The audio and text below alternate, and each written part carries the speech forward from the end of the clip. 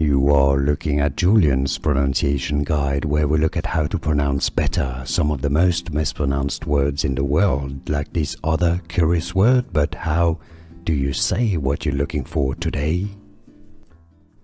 Let's learn how to pronounce the name of the city in the Republic of North Macedonia. It's named after a lake, the adjacent lake, locally Ohrid, Ohrid. So in English the pronunciation is generally as Ohrid, Ohrid, Ohrid.